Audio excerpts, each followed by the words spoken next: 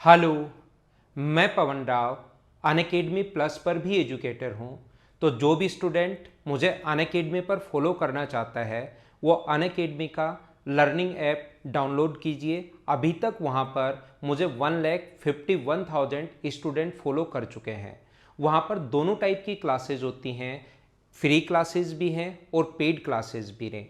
Free classes को बोला जाता है स्पेशल क्लासेज। अगर आप लोगों को फ्री क्लासेस अनलॉक करनी है तो मेरा नाम ध्यान रखना, पवन अगर आप लोग लिखोगे तो आपकी क्लासेज जो हैं वो अनलॉक हो जाएंगी, जिनको आप लोग फ्री ऑफ कॉस्ट देख सकते हैं। दूसरा, अगर कोई भी स्टूडेंट अफोर्ड कर सकता है तो वहाँ पर पेड क्लासेस भी हैं, और पेड क्लासेस में उसको बोला जाता है अनअकैडमी प्लस। तो प्लस पर अगर कोई स्टूडेंट आना चाहता है तो भी मेरा नाम ध्यान रखना, वहाँ पर रेफरल कोड में अगर आप लोग लिखते हो पवन, जिससे आपका चार्ज थोड़ा सा कम हो जाएगा। ये बात आप लोग ध्यान रखना। Okay, thank you. Hello, good evening. मैं Pavan Rao YouTube channel maths with Pavan Rao में रेलवे वाले स्टूडेंट्स के लिए पढ़ा रहा हूँ ज्योमेट्री। ये वाला जो बैच है ओनली और ओनली रेलवे वाले स्टूडेंट्स या कोई भी स्टेट लेवल के जो एग्जाम्स होते हैं उसके लिए ये वाला बैच है। मैं आप लोगों को पहले ही पढ़ा चुका हूँ। एसएससी का अगर देखना है मेंस लेवल का, वो मैं अलग आप लोगों के लिए प्लेलिस्ट बना चुका हूँ। ये बैच ओनली और ओनली रेलवे या जिस भी स्टेट लेवल के एग्जाम में अगर ज्योमेट्री आती है तो इससे बाहर कोई क्वेश्चन आप लोगों को मिलेगा नहीं। सिर्फ और सिर्फ इन चीज़ों को आप लोग पढ़ लीजिए। यहाँ पर हम लोग टेंजेंट पढ़ रहे थे। अगर कल की क्लास आप लोगों को याद है तो वहाँ पर मैं आप लोगों को 8 पॉइंट समझा चुका था। 8 पॉइंट जो हैं वो टेंजेंट के मैं आप लोगों को बता चुका था। आज मैं 2-3 पॉइंट बताता हूँ और फिर टेंजेंट पर बेस्ड क्वेश्चंस कैसे पूछ सकता है रेलवे, आज तक कैसे कैसे क्वेश्चंस पूछे हुए हैं, वो टॉपिक मैं आप लोगों को समझाने की कोशिश करूंगा, मैं आप लोगों को बताने की कोशिश करूंगा। आइए हम लोग देखते हैं, शुरुआत करते हैं अपने चैप्टर की। यहाँ पर पॉइंट नंबर 9। यहाँ पर आप लोग ये जो क्लासेस हैं इनको रेगुलर देखिए तो ही आप लोगों को फायदा मिलेगा। रेगुलर नहीं देखोगे तो फिर आप लोगों को थोड़ी सी प्रॉब्लम आने वाली है। रेगुलर अगर देख लिए तो आप लोग कोई भी बुक उठाकर क्वेश्चन करना शुरू कर दो रेलवे की, आपसे सभी क्वेश्चंस खुद से होने शुरू हो जाएंगे। तो यहाँ पर पॉइंट नंबर 9 में मैं क्या बता रहा था, वही 2 पॉइंट मैं आप लोगों को इसमें समझाऊंगा। पॉइंट नंबर 9 में 2 कोड्स यदि अपने पास यहाँ पर टेंजेंट के बारे में मैं आपको पढ़ा रहा था, अगर आपको थोड़ा बहुत याद है तो 2 सर्किल जिनकी रेडियस R1 और R2 है, तो ये जो ट्रांसवर्सल कॉमन टेंजेंट होती है प्रतिच्छेदी उभयनिष्ठ स्पर्श रेखा, ये जो अपने पास है ट्रांसवर्सल कॉमन टेंजेंट प्रतिच्छेदी उभयनिष्ठ स्पर्श रेखा, ध्यान रखना दोनों सेंटर्स को मिलाने वाली लाइन को, दोनों सेंटर्स को मिलाने वाली लाइन अगर ये है इस प्रकार से, तो जो ट्रांसवर्सल कॉमन टेंजेंट होगी इसका रेडियस O1 मान लो, इसका सेंटर O2 मान लो, ये पॉइंट P है। तो जो ट्रांसवर्सल कॉमन टेंजेंट होती है वो दोनों सेंटर्स को मिलाने वाली लाइन को उसी रेशियो में बांटती है जिस रेशियो में अपने पास त्रिज्याएं होती हैं। दोनों केंद्रों को मिलाने वाली रेखा को अपने पास ट्रांसवर्सल कॉमन टेंजेंट प्रतिच्छेदी उभयनिष्ठ स्पर्श रेखा उसी अनुपात में बांटती है जिस अनुपात में त्रिज्याएं हो, जिस अनुपात में त्रिज्याएं हो। मतलब सर आप क्या बता रहे हो, मैं ये कहना चाह रहा हूं O1P का रेशियो अपने पास और O2P का रेशियो वही होगा जो अपने पास रेडियस है R1 और R2, जो त्रिज्याएं हैं उसी के अनुपात में होती हैं। ये आपको पता होना चाहिए, ये आप लोग ध्यान रखना। त्रिज्याओं का अनुपात हमेशा वही होता है, दोनों जो ट्रांसवर्सल कॉमन टेंजेंट होगी वो दोनों सेंटर्स को मिलाने वाली लाइन को उसी अनुपात में बांटती है जिस अनुपात में त्रिज्याएं होती हैं। जैसे वो कहेगा कि अगर अपने पास ये 3 है, इसकी त्रिज्या 3 है और इसकी त्रिज्या 5 है और दोनों के केंद्र के बीच की दूरी 16 है, तो बताओ O1P का मान, इसके सेंटर से P तक की दूरी बताओ। तो ये जो ट्रांसवर्सल कॉमन टेंजेंट होगी O1P और O2P का रेशियो वही होगा जो त्रिज्याएं हैं, तो इसका अनुपात 3:5 होगा, 3:5। तो क्या किसी भी चीज को 3 अनुपात में बांट सकते हो क्या? टोटल 16 है, टोटल के नीचे रेशियो का टोटल 3 और 5 8। O1P पूछे तो अपने पास आंसर कितना, 3 से गुना कर दो। और O2P पूछे तो ऐसा क्वेश्चन आपके सामने आ सकता है, 8 की वैल्यू 16 है तो 5 की वैल्यू उधर वाला अपने पास 10 होगा और ये अपने पास 6 होगा। बोलिए समझ पा रहे हो क्या? ट्रांसवर्सल कॉमन टेंजेंट दोनों सेंटर्स को मिलाने वाली लाइन को उसी अनुपात में बांटती है जिस अनुपात में त्रिज्याएं हैं। सर दूसरा पॉइंट आप इसके साथ क्या बताने वाले हो, ध्यान रखना। अपने पास ऐसा भी हो सकता है कि जो डायरेक्ट कॉमन टेंजेंट हो वो भी दोनों सेंटर्स को मिलाने वाली लाइन को, ये O1P O2P, तो मुझे बताओ ट्रांसवर्सल कॉमन टेंजेंट दोनों सेंटर्स को मिलाने वाली लाइन को क्या कहीं पर मिलेगी क्या? डायरेक्ट कॉमन टेंजेंट, सॉरी, ये डायरेक्ट कॉमन टेंजेंट तो ये होती है, ये तो कहीं मिलती ही नहीं है। ये आगे बढ़ाने पर यहाँ पर बाहर की तरफ यहाँ पर मिलेगी, इसको आगे बढ़ाने पर पॉइंट P पर, तो इसकी त्रिज्या अगर R1 है और इसकी त्रिज्या अगर R2 है तो ध्यान रखना अपने पास अनुपात जो होता है O1P और O2P का रेशियो जो होगा सिमिलरिटी से आता है। आपको प्रूव करना यहाँ पर जरूरी नहीं है, ये अपना रेलवे वाले बच्चे या जो भी अदर स्टेट लेवल जहाँ ज्योमेट्री आती है उन सभी बच्चों को मैं पढ़ा रहा हूँ। तो अपने पास O1P अपॉन O2P का जो रेशियो होगा वो वही होगा जो अपने पास त्रिज्या का अनुपात है। ये इंपॉर्टेंट है, कभी क्वेश्चन आएगा अपने पास CBT 2 में, तब मैं आप लोगों को बताऊंगा, उसमें और अच्छे और लेवल के क्वेश्चंस मैं जब करवाऊंगा तब इस टाइप के क्वेश्चंस मैं आप लोगों को समझाने वाला हूं। यहां पर मैं आप लोगों को क्या बताना चाह रहा हूं, क्या कहना चाह रहा हूं, मैं सिर्फ और सिर्फ ये कहना चाह रहा हूं, ये अंदर की तरफ अगर काटती है, यहां पर ये अंदर काटती है क्योंकि ट्रांसवर्सल दोनों सेंटर्स के बीच में कहीं काटेगी, अंदर की तरफ काटेगी, इसलिए इसके साथ आपको ब्रैकेट में ऑप्शन में लिखा हुआ मिलेगा अंतानुपात, इंटरनल रेशियो। और ये बाहर की तरफ क्या दोनों सेंटर को मिलाने वाली लाइन तो यही है जो डायरेक्ट कॉमन टेंजेंट है, क्या बाहर काटेगी क्या? आप कहोगे सर हाँ दिखाई तो बाहर की तरफ दे रहा है, इसलिए इसके साथ ब्रैकेट लगाकर आपको लिखना पड़ता है बाह्य अनुपात है, एक्सटर्नल रेशियो है।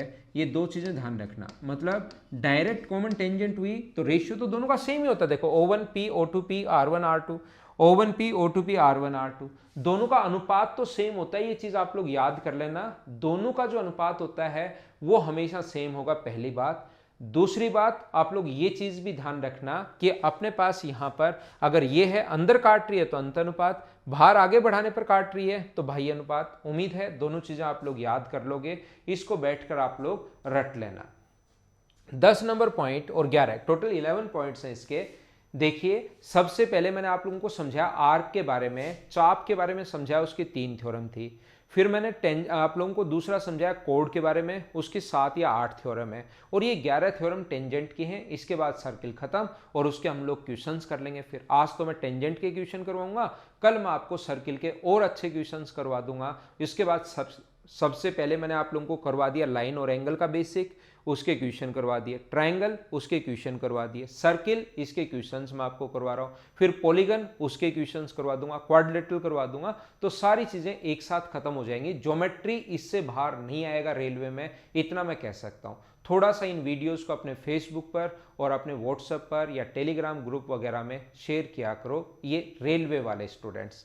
तो यहां पर मैं क्या बताना चाह रहा हूं, पॉइंट नंबर अपने पास 10 पॉइंट में 10 नंबर पॉइंट में मैं आप लोगों को यह कहना चाह रहा हूं कि अगर कभी भी अपने पास यहां पर कोई भी 2 सर्किल अगर हैं, ये वाला और ये वाला 2 सर्किल अगर हैं, तो याद रखना इसको इससे मिलाने पर ये डायरेक्ट कॉमन टेंजेंट अगर होगी, इसकी त्रिज्या मान लो A है और इसकी त्रिज्या मान लो B है, इसकी त्रिज्या A है और इसकी त्रिज्या B है, तो यहां थोड़ी जगह बच जाएगी। ये जो जगह बचे उसमें अगर मैं एक वृत्त बना दूं, उसमें एक सर्किल बना दूं, यहां पर ये जो जगह बने उसमें अगर मैं एक वृत्त बनाता हूं, एक सर्किल जो बनाता हूं जो इन तीनों को अगर टच करे और ये अगर C हो, तो याद रखना इन तीनों में जो रिलेशन होता है, इन दोनों की त्रिज्या देकर ये पूछ सकता है, तो इन तीनों में जो रिलेशन होता है वो होता है 1/√C बराबर अपने पास होगा 1/√A प्लस 1/√B। ये बात आप लोगों को याद रखनी चाहिए प्रत्येक बच्चे को। ऐसा अगर कभी भी हो 2 सर्किल हैं, ये डायरेक्ट कॉमन टेंजेंट है, तो C का जो मान होगा, कभी भी यहां जगह बचे वहां सर्किल बना दे जो तीनों को टच करे, तो C का जो मान होगा वो होता है 1/√C बराबर 1/√A प्लस 1/√B। ये आप लोगों को याद रखना चाहिए, ये चीजें आप लोगों को पता होनी चाहिए। अगला पॉइंट मैं आप लोगों को क्या समझाना चाह रहा हूं, और सर्किल का ये लास्ट पॉइंट है, उसके बाद आज टेंजेंट के क्वेश्चन करवाऊंगा, कल सर्किल के मिक्स क्वेश्चन करवा दूंगा। और सर्किल के जो मिक्स क्वेश्चंस होते हैं उनको आप लोग जरूर किया करो, नहीं और ट्रायंगल के भी ऐसे मिक्स क्वेश्चंस, क्योंकि एक तो सिस्टमेटिक करवा देता हूं, 1 पॉइंट पढ़ाया उसके क्वेश्चन, 1 पॉइंट पढ़ाया उसके क्वेश्चन, लेकिन आपकी थ्योरी तब क्लियर होगी जब हम लोग मिक्स क्वेश्चंस करेंगे, ये बात आप लोग ध्यान रखना। तो मैं आपको क्या बताना चाह रहा था या क्या कहना चाह रहा था प्रत्येक बच्चे को, यहां पर पॉइंट नंबर 11 ऐसे है, अगर 3 सर्किल के दोनों तरफ अगर टेंजेंट है, अगर कॉमन टेंजेंट खींच सकते हम लोग 3 सर्किल के, इस प्रकार से 2 अपने पास टेंजेंट हैं और 3 सर्किल अगर इसमें ड्रॉ कर सकते हम लोग, तो यहाँ पर पहले की रेडियस मान लीजिए अपने पास R1 है, ये R1 है, दूसरे की रेडियस ये मान लो अपने पास R2 है, और ये अपने पास एक तीसरा सर्किल है, उसकी रेडियस मान लीजिए R3 है, ये R3 है, ये अपने पास कितना है R2 है, और ये अगर R1 आपके पास हो तो क्या याद रखना आप लोगों को, कभी भी R2 का मान अगर पूछे तो R2 बराबर होता है R1 और R3 का इंटू करके रूट लेते हैं, ये अपने पास वैल्यू होती है किसकी, R2 की। अगर अपने पास यहाँ पर ऐसा दिया हुआ मिलेगा, ये 4 है और ये अपने पास 9 है, तो बताइए R2 का मान क्या होगा। ऐसा अचानक से क्वेश्चन आएगा आपके सामने, तो जब भी अचानक क्वेश्चन आए तो आप अचानक ही जवाब दोगे। तो यहाँ पर लिखोगे R2 बराबर अपने पास कितना होगा 4 × 9, और इस चीज़ का रूट करना है, तो R2 की वैल्यू मुझे सारे लोग मिलकर बताइए क्या अपने पास 6 होगी क्या, ये अपना आंसर आ जाएगा। उम्मीद है आप लोग समझ पाए होंगे रेलवे वाले प्रत्येक बच्चे किस टाइप से क्वेश्चन अपने पास आ सकता है। धीरे धीरे हम लोग आगे बढ़ते रहेंगे, चीज़ें मैं आप लोगों को समझाता रहूँगा। अगर आप लोगों को लगता है कि सर हमें प्रैक्टिस भी करवा दो, मॉर्निंग में 11 बजे मैं आपको लाइव पढ़ा रहा हूँ, एसएससी वाला जो बैच है वही इसी टाइप का पेपर आपके रेलवे का आएगा, उसमें मेरे साथ साथ आपकी प्रैक्टिस हो जाएगी, चीज़ें कैसे अप्लाई करते हैं आप लोग सीख जाओगे। तो मेरे साथ साथ वहाँ पर आप लोग 11 बजे लाइव आना आपको सभी को ज़रूरी है, रेलवे वाले बच्चों को। आगे हम लोग बढ़ते हैं, नेक्स्ट पॉइंट मैं आप लोगों को समझाने की कोशिश करता हूं। देखिए अब हम लोग क्वेश्चंस करेंगे, 11 पॉइंट हो गए, अब मैं क्वेश्चंस अपलोड करता हूं आपके लिए। ये आ गया है पहला क्वेश्चन आपके सामने, और इनको अब हम लोग सोल्व करने की कोशिश करेंगे। ये लीजिए, सोल्व कीजिए।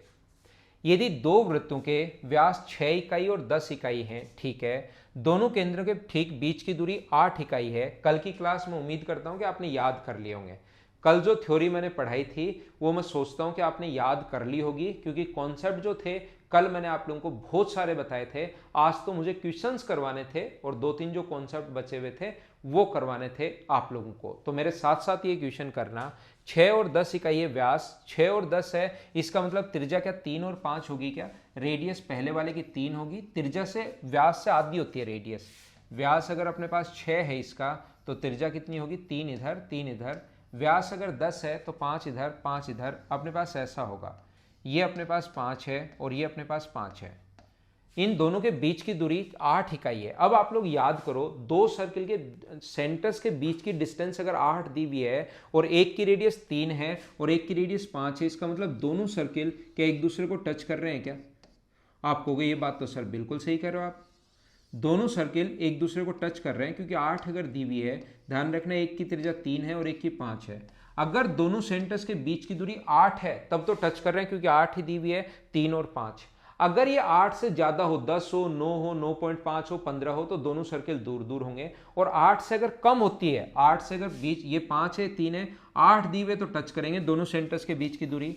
8 से ज़्यादा होती तो ये दूर दूर होते, अगर 10 होती तो इसका मतलब ये 5 है ये 3 है, टोटल 10 दी हुई है तो बीच का 2 होगा। और अगर ये 8 से कम होती, इसका मतलब दोनों सर्किल एक दूसरे को इंटरसेक्ट कर रहे हैं। डिपेंड करेगा इस चीज़ पर, अगर 5 और 3 8 है और सेंटर के बीच की दूरी भी अगर 8 दी हुई है, केंद्रों के बीच की दूरी, तो टच करेंगे। 8 से ज़्यादा है तो दूर दूर होंगे, 8 से कम होता तो नज़दीक नज़दीक एक दूसरे को इंटरसेक्ट करते हैं।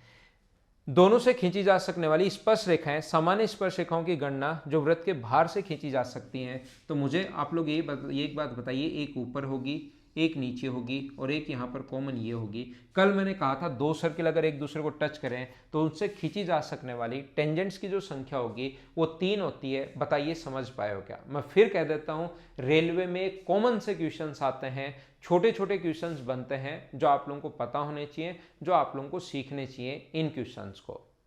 नेक्स्ट में चलता हूँ, ये था क्वेश्चन नंबर अपने पास फर्स्ट है। अगर हम लोग आगे बढ़ें, 2 नंबर क्वेश्चन में करने की कोशिश करता हूं। इससे पहले आप लोगों के लिए क्वेश्चंस में अपलोड करता हूं क्वेश्चन नंबर 2। तो 2 नंबर जो क्वेश्चन है हमारे सामने स्क्रीन पर ये रहा।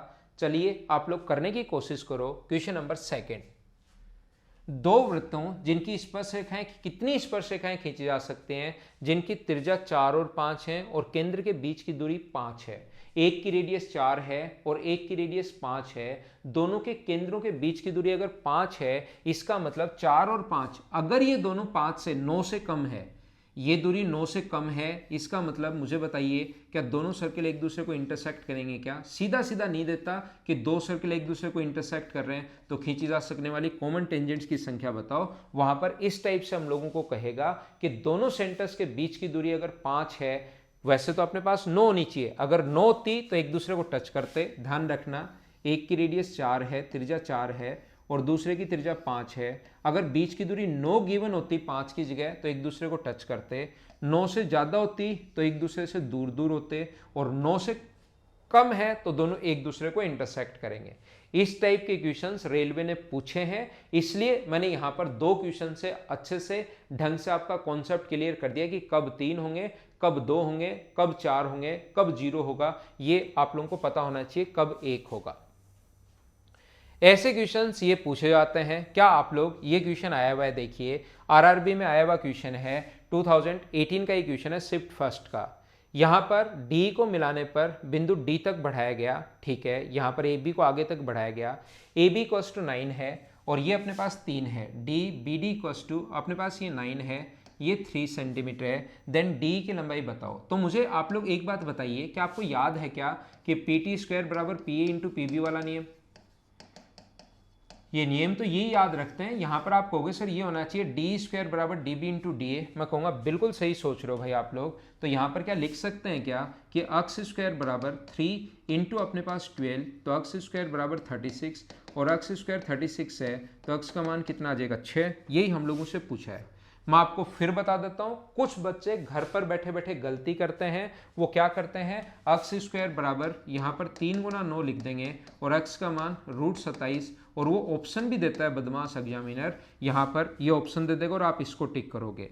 याद रखना ये चीज़ आप लोग, फिर मैं बार बार इसलिए बताता हूँ, और फिर भी बहुत सारे बच्चे पता नहीं क्यों गलती करके आते ही आते हैं। ये ए है, ये बी है और पी से टी तक, तो पी टी स्क्वायर बराबर P से A तक होता है और फिर A भी नहीं होता, वापस P से B तक टोटल दूरी होती है, P से A तक, P से B तक। तो D से A तक 3 है, वापस D से B तक 3 है, D से A तक अगर लिखोगे तो 9A भी नहीं होगा, DA होगा, तो 12। तो आंसर 27 सही नहीं है, गलत हो जाएगा। आंसर कितना सही है, 36 का रूट 6 एकदम ठीक है। बोलिए एकदम सही है क्या? इसी प्रकार से हम लोग आगे बढ़ते रहेंगे, क्वेश्चंस करते जाएंगे, आगे बढ़ते रहेंगे, क्वेश्चंस करते जाएंगे। इसको मैं मिटाता हूं ताकि नेक्स्ट जो क्वेश्चन है वो हमारे सामने आ सके। आइए शुरुआत करते हैं हम लोग। ये है अपने पास क्वेश्चन नंबर 4। यहां पर ये डायग्राम गलती से आ गया भाई, पिछला ही डायग्राम और नेक्स्ट क्वेश्चन के साथ भी ये आ जाएगा। ये शायद गलती से आ गया या हो सकता है कि सही आया हो, लेकिन ये यहाँ पर गलती से आ गया डायग्राम, पिछला ही कॉपी होके आ गया है गलती से। ध्यान रखना, एक वृत्त पे एक दूसरे को 75 डिग्री पर झुकी हुई 2 स्पर्श रेखाओं जोड़ी खींचने के लिए आवश्यक स्पर्श रेखाओं के वृत्त के उन 2 त्रिज्याओं के अंतिम बिंदु पर खींचा जाए जिनका, देखो ये ऐसे क्वेश्चंस आते हैं, बिल्कुल बेसिक से लैंग्वेज वाले क्वेश्चंस आते हैं। और आप मेरे से अगर थ्योरी भी पढ़ लोगे ना, सिर्फ थ्योरी पढ़ लोगे तो भी सारे क्वेश्चंस खुद कर लोगे। सिर्फ थ्योरी पढ़ लीजिए आप लोग ईमानदारी से, सारे क्वेश्चंस आप लोग खुद कर पाओगे। ये मैं बार बार एक ही चीज बोल रहा हूं। तो यहां पर हम लोग क्या कर रहे हैं कि एक दूसरे पर 75 डिग्री, डायग्राम गलत आया हुआ है, ध्यान रखना इसका, हमें खुद को बनाना पड़ेगा। हर चीज वहां पर देता नहीं है कि प्रत्येक क्वेश्चन में डायग्राम देगा, ऐसा कोई जरूरी नहीं है। ये अपने पास दोनों जो हैं, मान लो ये P से शुरू हो रहा है, ये A है और ये B है, और ये एंगल अपने पास 75 डिग्री गिवन है, ये दिया हुआ है। और इसने कहा है कि बताओ इसकी त्रिज्याएं A व B पॉइंट पर जहां पर टच कर रही हैं वहां पर 2 त्रिज्याएं हैं, तो बताओ सेंटर पर इन त्रिज्याओं द्वारा सेंटर पर बनाया गया कोण क्या होगा। क्या कल की क्लास में मैंने आपको बताया था क्या, और मैंने बार बार कहा था ये इंपॉर्टेंट है, त्रिज्या और स्पर्श रेखा के बीच बना कोण 90 डिग्री होता है। त्रिज्या व स्पर्श रेखा के बीच बना कोण 90 डिग्री, ऐसा मैंने आपको बताया था, बताइए याद है क्या।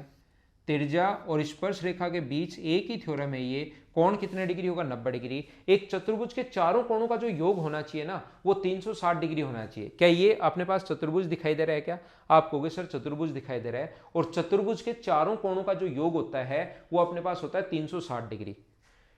इन दोनों का योग 180 है, 360 होता है, इनका योग 180 है तो इनका योग भी 180 होगा, तो वो 75 है। तो क्या 105 होगा क्या? या इन तीनों को जोड़ के 180 और 75 जोड़ के यानी कि 255 डिग्री को 360 में से 255 माइनस कर लेना, क्योंकि चतुर्भुज के चारों कोणों का जो योग होता है वो 360 डिग्री होता है, उसमें से 255 कहाँ से आया? 90 90 180, 180 और 75, 255 माइनस करोगे तो भी अपने पास जो आना है यहाँ पर वो 105 डिग्री आना है।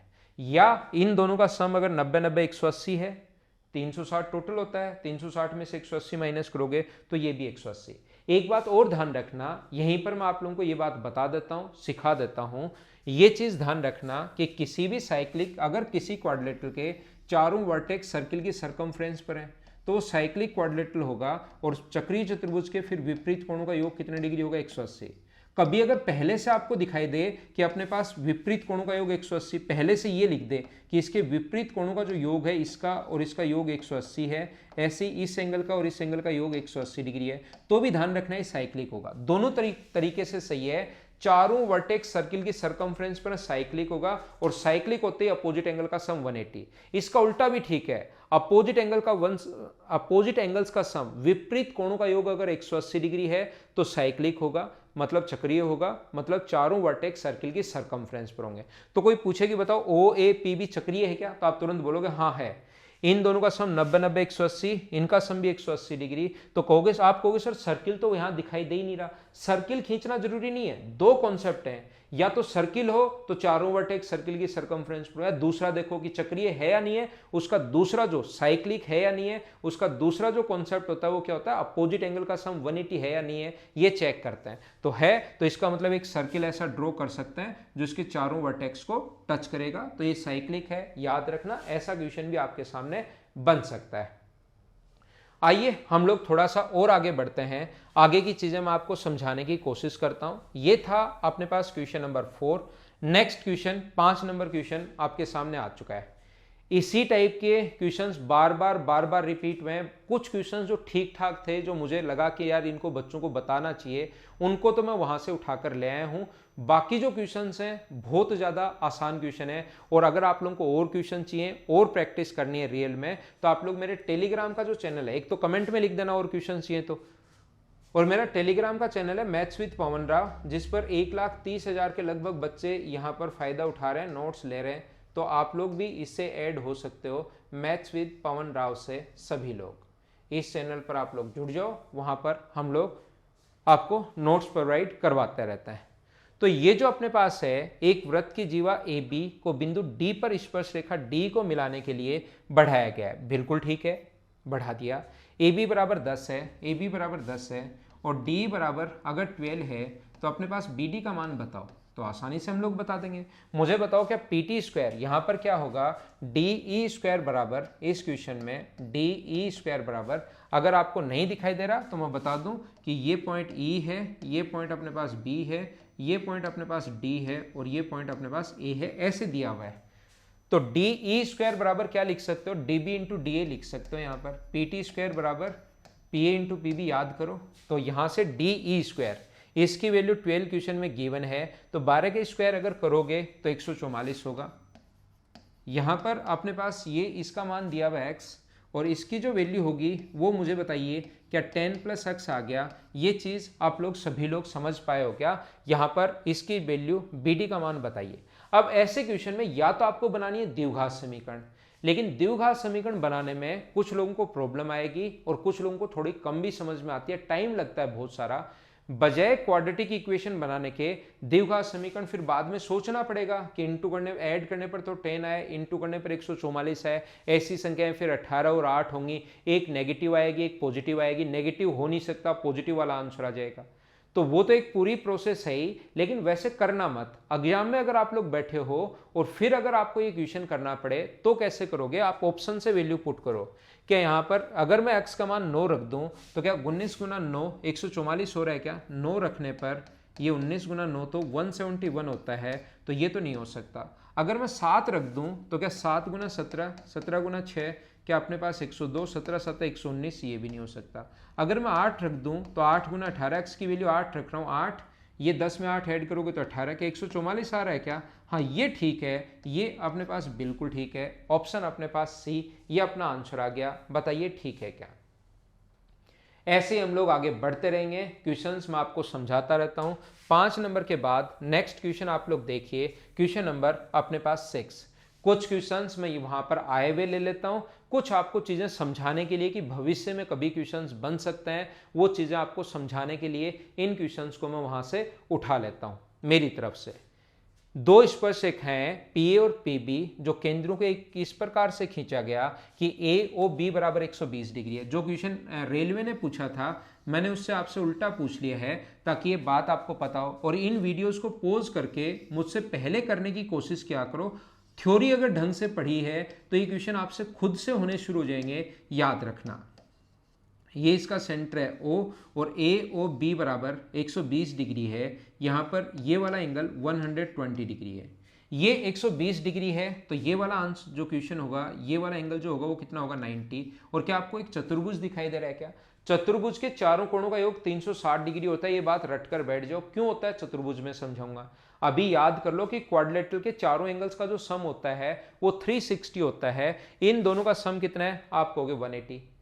इन दोनों का सम कितना है? आप कहोगे 180। तो क्या इन दोनों का सम भी 180 होना चाहिए क्या? जरूर होना चाहिए, क्योंकि 360 होता है। तो ये 180 है, तो ये बचा हुआ भी 180 होना चाहिए। तो ये कितने डिग्री हो गया अपने पास? 60 डिग्री। तो आंसर कितने डिग्री आ गया? 60। ये अपना आंसर है क्वेश्चन नंबर 6 का।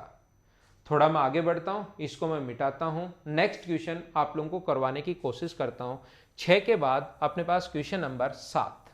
यह आया हुआ क्वेश्चन है, देखिए 2019 में। मैं फिर बोल देता हूं, अगर आपने रेल में थोड़ी सी ठीक तैयारी कर रखी है, रेलवे का सिंगल क्वेश्चन ऐसा नहीं होगा जो आप लोग नहीं कर सकते। सारी चीजें मैं आपको थ्योरी में ही बता चुका होता हूं। क्वेश्चन अपने आप सोल्व होंगे, अपने आप सोल्व होंगे। क्वेश्चन पढ़कर देखिए क्या आप लोग इसको कर पाओगे या नहीं कर पाओगे। ये लिखा हुआ है दो त्रिज्याएं के बीच की दूरी d है, तो सीधी स्पर्श रेखा की लंबाई बताओ। एक रेडियस r1 है, दूसरी रेडियस r2 है दूसरे सर्किल की, और केंद्र के बीच की दूरी अपने पास d है। तो सीधी उभयनिष्ठ स्पर्श रेखा बताओ। अगर इसकी त्रिज्या r1 है और इसकी त्रिज्या r2 है, तो बताओ फॉर्मूला लिखवाया है क्या? डिस्टेंस बिटवीन सेंटर्स का स्क्वायर यानी d का square minus r1 minus r2 का स्क्वायर। और यहां पर अगर अपने पास कभी भी ट्रांसवर्सल पूछ लेता तो D square minus r1 plus r2 का स्क्वायर होगा। तो ये अपने पास D square minus r1 minus r2 का स्क्वायर। तो ये ऑप्शन कौन सा आ जाएगा? ये अपने पास आ जाएगा बी। बोलिए एकदम ठीक है क्या? आगे बढ़ते रहते हैं, चीजें समझते रहते हैं। नेक्स्ट में हम लोग चलते हैं क्वेश्चन नंबर 7 के बाद 8 पर। अगला क्वेश्चन भी आया हुआ क्वेश्चन है। जो भी क्वेश्चन अगर आपके सामने आता है, वीडियो को पॉज करो और क्वेश्चंस को मुझसे पहले सोल्व करने की कोशिश कीजिए। और ये चीजें आपसे खुद से होनी अगर शुरू हो गई तो आपका खुद का कॉन्फिडेंस भी बढ़ता है इन चीजों से। देखो आप लोग पढ़ो, वृत्त ए और वृत्त बी की त्रिज्या 4 यूनिट है।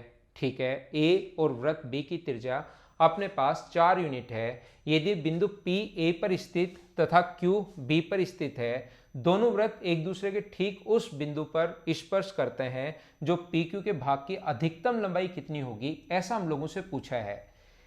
यहां पर आया हुआ क्वेश्चन है 2016 एनटीपीसी में आया हुआ क्वेश्चन है। दो वृत्त हैं A और B की त्रिज्या 4 यूनिट है। The radius of a circle A and circle B is 4 unit. दोनों की रेडियस 4 यूनिट है तथा Q B पर स्थित बिंदु है और दोनों वृत्त एक दूसरे के ठीक एक बिंदु पर स्पर्श करते हैं। ठीक है, दोनों एक दूसरे पर स्पर्श करते हैं। यहां पर इस प्रकार से अपने पास, यहां से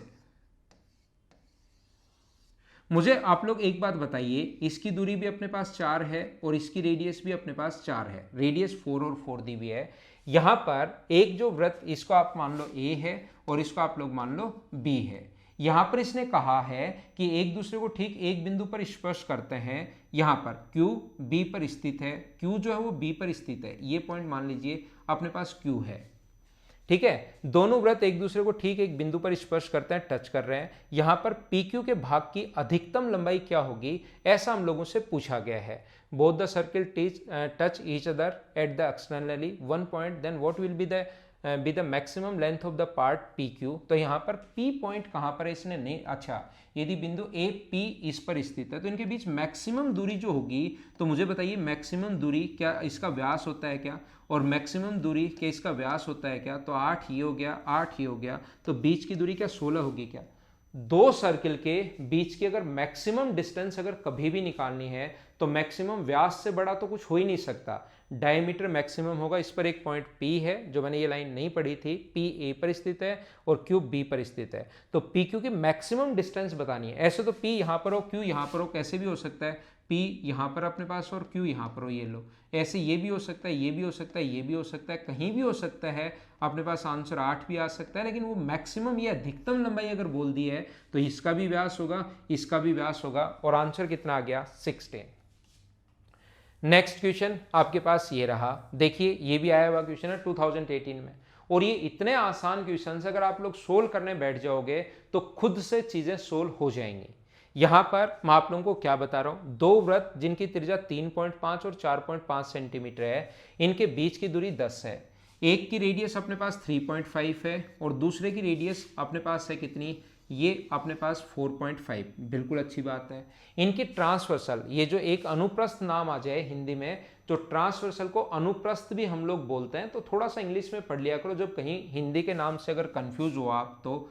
और इन दोनों के सेंटर के बीच की डिस्टेंस d है, तो ये दूरी पूछी है, तो दूरी का फॉर्मूला होता है डिस्टेंस बिटवीन सेंटर्स का स्क्वायर। ये जो ट्रांसवर्सल कॉमन टेंजेंट की लेंथ निकालने का तरीका जो होता है, डिस्टेंस बिटवीन सेंटर्स का square minus R1 plus R2 होता है। बोलिए आपको याद है क्या? आप कहोगे सर ये बात तो बिल्कुल याद है, ये तो कल ही समझाया है, कल की चीज़ें मैं उम्मीद करता हूँ याद होगा। तो d का मान 10 दिया हुआ है और R1 और R2 को जोड़ोगे तो 3.5 प्लस 4.5 को जोड़ोगे तो यहाँ पर अपने पास होगा 8, तो 10 का स्क्वायर 100 होता है, 8 का स्क्वायर 64, तो 36 का रूट अगर लोगे आप लोग तो मुझे बताइए ट्रांसवर्सल कॉमन टेंजेंट की लेंथ, अनुप्रस्थ की जो लेंथ है वो मुझे बताइए क्या 8 आ गई, 6 आ गई है क्या? ये अपना आंसर होगा क्वेश्चन का। जो फॉर्मूले मैंने आपको लिखवाए हैं उनको आप लोग पढ़िए, बार बार याद कीजिए, आए हुए क्वेश्चंस तो हो ही जाएंगे। अगर कभी फ्यूचर में भी कोई नया क्वेश्चन बनता है तो उसको आप लोग खुद ही कर लोगे, क्योंकि इससे बाहर थ्योरी ज्योमेट्री की कुछ है नहीं। नेक्स्ट क्वेश्चन फिर आ गया है अपने पास इस टाइप का क्वेश्चन, और मुझे उम्मीद है कि ये क्वेश्चन मैं छोड़ रहा हूँ, 2019 का क्वेश्चन है, क्वेश्चन मैं आप लोगों के लिए छोड़ रहा हूँ और मुझे आंसर आपकी तरफ से चाहिए इस क्वेश्चन का। कमेंट बॉक्स में आप लोग आंसर लिखा करो, थोड़ा ईमानदारी से आप लोग पढ़ो, चीज़ें आप लोग लिखा करो मेरे साथ साथ, नहीं तो फिर आप लोगों को फायदा होगा नहीं इस सेशन का, मैं आप लोगों को बता रहा हूँ। तो उम्मीद है कि ये क्वेश्चन आप लोग खुद कर लोगे, क्योंकि ऐसे 2 क्वेश्चन करवा के आ गया हूँ, तीसरा क्वेश्चन छोड़ रहा हूँ। अगला क्वेश्चन मैं आपको समझाता हूँ। 2 सकेंद्री वृत्त कोसेंट्रिक सर्किल वो होते हैं जिनका सेंटर एक ही जगह हो। कोसेंट्रिक सर्किल वो होते हैं जिनका सेंटर अगर एक ही जगह हो तो उसको कोसेंट्रिक सर्किल बोलते हैं। त्रिज्या 13 और 8 है, यहां पर ध्यान रखना, इसकी त्रिज्या तो है 13 8 और इसकी त्रिज्या जो है वो है 13। यदि अपने पास बड़े वृत्त का व्यास BD छोटे वृत्त के लिए स्पर्श रेखा है, ठीक है, बड़े वृत्त का जो व्यास है, 2 सकेंद्री वृत्तों की त्रिज्या 13 और 8 है, AB बड़े वृत्त का व्यास BD छोटे वृत्त की स्पर्श रेखा है। ध्यान से सुनना आप लोग, AB जो है वो बड़े वृत्त का व्यास है, ये लो, ये इसका डायमीटर है, और BD जो है उसकी स्पर्श रेखा है। तो बताइए अपने पास AD की लेंथ क्या होगी? कितना आसान क्वेश्चन है, लेकिन डायग्राम थोड़ा सा मैं इस साइड बनाता हूँ, थोड़ा सुंदर डायग्राम बनाता हूँ ताकि आपको अच्छे से समझा सकूँ। एक अपने पास अंदर वाला सर्किल है और एक इसके बाहर की तरफ अपने पास बाहर वाला सर्किल है। सेकेंडरी वृत्त का मतलब ऐसे 2 सर्किल जिनका सेंटर एक ही हो। यहाँ पर इसका जो व्यास है वो अपने पास BD इसका व्यास है AB, और इसकी जो टेंजेंट है वो यहाँ पर BD इसकी स्पर्श रेखा है। इसकी जो त्रिज्या हम लोगों को दी हुई है, ध्यान से समझने की कोशिश करो, इसकी त्रिज्या जो दी हुई है 8 और इसकी त्रिज्या दी हुई है 13। तो रेडियस व टेंजेंट के बीच आज बता चुका हूँ, बड़े वाले की तो एक कोण है लेकिन छोटे वाले की टेंजेंट होगी, और टेंजेंट व स्पर्श रेखा के बीच बना कोण 90 डिग्री। तो 13 का स्क्वायर 169 में से अगर 8 का स्क्वायर 64 माइनस करोगे, पाइथागोरस थ्योरम लगा दी तो क्या रूट 105 आ जाएगा क्या? 90 डिग्री के सामने, क्या पाइथागोरस थ्योरम तो प्रत्येक स्टूडेंट को याद है क्या? 90 डिग्री के सामने वाली साइड के स्क्वायर में से दूसरी साइड का स्क्वायर, तो ये 13 का स्क्वायर 169 और अपने पास ये होगा 64, माइनस करोगे तो ये आना है √105, और ये √105 है। तो मुझे बताइए कि ऐसा आपको पता है क्या कि अपने पास जब भी यहाँ से बड़े वाले सर्किल की अगर मैं बात करूँ, ये परपेंडिकुलर अगर हो, परसों की क्लास में बताया था ये 90 डिग्री का कोण तो दोनों बराबर होती हैं, तो ये √105 है तो ये भी कितना होगा, √105 होगा। उम्मीद है आप लोगों को पता होगी। यहां पर इतनी चीजें वैसे करने की जरूरत है नहीं, ये त्रिज्या है, देखिए ये त्रिज्या है, आपको ये चीजें सोचने की जरूरत है ही नहीं। आप लोग मुझे बताइए ये जो होगा वो क्या 16 होगा क्या? ध्यान से सुनना, ये क्वेश्चन अगर पूछा है कि एडी की लेंथ बताओ, एडी की लेंथ जो इसे डी पर स्पर्श करता है, अच्छा डी पर स्पर्श करता है, ये पॉइंट है डी, बिल्कुल ठीक है। ये अपने पास बीडी छोटे वर्त के लिए स्पर्श रेखा है जो डी पर स्पर्श करता है, तो एडी की लंबाई हमें बतानी है, ठीक है। मुझे आप लोग सबसे पहले ये बताइए, क्या मिड पॉइंट को मिलाने वाली लाइन, मैं आपको क्या बता रहा हूं, ट्राइंगल में क्या सिखाया है क्या कि ये वाली लाइन अगर ए है तो ये a/2 होगी, बोलिए याद है क्या? यानी नीचे वाली से डबल होती है अगर ये मिड पॉइंट है तो ट्रायंगल में ये रेडियस 13 है, उधर भी रेडियस 13 होगी। इस ट्रायंगल की बात कर रहा हूं, त्रिभुज की, ये √105, ये √105। तो मुझे आप लोग एक बात बता दीजिए, ये अगर 8 है और ये भी त्रिभुज का मध्य बिंदु है, ये भी मध्य बिंदु है, तो क्या 16 ही होना है क्या? दूसरी बात मुझे ये बताइए कि एक कोण 90 डिग्री होगा क्या? कुछ लोग ऑब्जेक्शन करेंगे, क्यों? आप लोग मुझे बताओ क्यों, क्या आप सोच पा रहे हो क्या? व्यास द्वारा, डायमीटर द्वारा, ये ए बी व्यास है, व्यास द्वारा परिधि पर बना कोण 90 डिग्री होता है। तो क्या आप लोग इसकी लेंथ फाइंड आउट कर सकते हो क्या? यहां से यहां तक की दूरी क्या निकाल सकते हो क्या? एडी की लंबाई आप कहोगे सर आराम से निकाल लेंगे, पाइथागोरस थ्योरम हमें याद है, 16 का स्क्वायर कितना होता है 256, 90 डिग्री का कोण ये रहा, तो नीचे वाली साइड √105 का स्क्वायर 105, ऐड करोगे तो 361, और 361 का रूट कितना होगा 19, ये अपना आंसर आ गया। उम्मीद है आप लोग समझ पाए होंगे। रिकॉर्डेड वीडियो है, 2 बार 3 बार 4 बार 5 बार वापस देखना, देखकर समझने की कोशिश करना। हो सकता है कुछ बच्चों को थोड़ा सा कम समझ में आए हो, मैं सामने से हट जाता हूं, स्क्रीनशॉट आप लोग ले लीजिए, वीडियो को बार बार देखकर करने की कोशिश किया करो।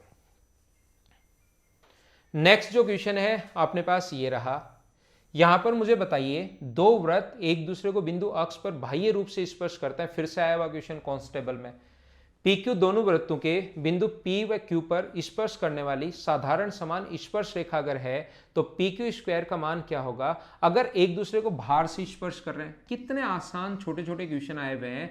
मुझे आप लोग एक बात बताइए, यहां पर डायरेक्ट कॉमन टेंजेंट की लेंथ पी क्यू का मान बताओ क्या होता है? क्या एक की रेडियस आर है, एक की रेडियस अगर r है और दूसरे की रेडियस अगर स्मॉल r है, तो डायरेक्ट कॉमन टेंजेंट अगर टच करें तो मैंने लिखवाया था क्या कि PQ बराबर 2√r1r2 होगा। क्या कभी भी आप लोगों को बताया कि r1 की जगह ये और ये, r1 की जगह कैपिटल R दिया हुआ है, r2 की जगह स्मॉल r दिया हुआ है, क्या ऐसा लिखवाया है क्या थ्योरी में? एक बार बताओ सभी लोग। तो PQ इसका मान ये है, तो हमें पूछा है PQ स्क्वायर कितना होगा, तो स्क्वायर कर दो तो क्या 4RR होगा क्या? ये अपना आंसर आ जाएगा। बताओ कितना आसान है। थोड़ा सा कोशिश करो, थोड़ी सी कोशिश करो, मेहनत करो, 100% चीजें आपको समझ में आनी शुरू होंगी, क्योंकि लगभग चीजें मैं आपको थ्योरी में बता चुका होता हूं। अगर आप लोग थोड़ी मेहनत करो तो ये अपना है लास्ट क्वेश्चन। मुझे चाहिए कमेंट बॉक्स में इसका आंसर। आज की क्लास आप लोगों को कैसी लगी ये मुझे जरूर बताना। दूसरा, इसका आप लोग आंसर बताना। क्या मैं आप लोगों को इसी तरीके से, क्योंकि मुझे एसएससी के जो बच्चे हैं वो तो देखिए एक दिन में 25,000 30,000 बच्चे वहां पर देख लेते हैं वीडियोस को, और फिर धीरे धीरे वो देखते ही रहते हैं, तो उनके कमेंट जो व्यूज हैं वो तो लाखों में चले जाते हैं। बहुत सारे बच्चे उस चीज से फायदा उठा रहे हैं। अगर आपको रियल में लगता है कि सर आपको कितने लोगों को इस चीज से फायदा हो रहा है, तो आप कमेंट बॉक्स में जरूर लिखा करो, जिससे मुझे पता लगता रहे कि भाई रियल में फायदा हो रहा है, तो मैं इस सीरीज को कंटिन्यू करूं। अगर रियल में फायदा कोई बच्चों को कम अगर नहीं हो रहा है, तो फिर तो इसको मुझे भी इतनी मेहनत, क्योंकि वीडियो रिकॉर्ड करना, फिर उसको अपलोड करना, फिर बहुत सारी चीजें करना, उसमें थोड़ा टाइम लगता है। पीपीटी बनाना, पीपीटी अपलोड करना और उसको टेलीग्राम के चैनल पर डालना, काफी इसमें मेहनत लगती है। तो अगर, वैसे मैं ये नहीं कह रहा हूं कि आप भी इतनी ऐसे ही करो कि मेरे लिए बना के दो, मैं तो ये कह रहा हूं कि अगर ज़्यादा लोगों के लिए फ़ायदेमंद नहीं रहेगा तो फिर हम लोग ये एनर्जी किसी दूसरी साइड लगाएं, किसी दूसरे बैंक के एग्जाम के लिए लगाएं, या उन बच्चों को पढ़ाना शुरू करें। Okay, thank you, bye bye, take care.